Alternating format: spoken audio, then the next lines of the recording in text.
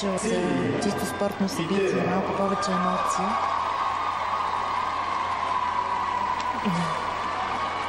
Знаеш ли, мислех си какво е преживяла Мария Гигова, която е супервайзър на обръч за световното първенство, и това се случи точно на нейния уред. Аз мисля, че ние съдийка имаме, Нина Алексиева също е на обръч, като по никакъв начин не може да помогне в тази ситуация.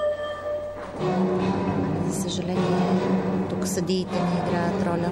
Нека да видим прекрасното изпълнение на силата.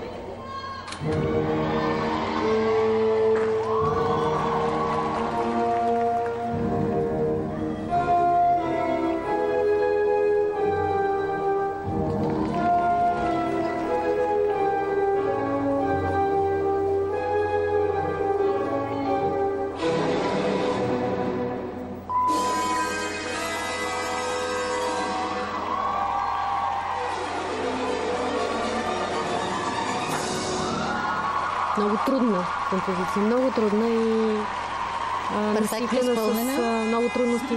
Тя борави с бухалките.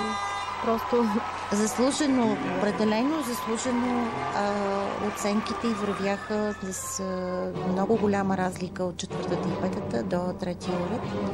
Не с толкова голяма разлика, но с убедителна преднина. До третия уред водеше с 6-10, което в това ниво е доста убедително.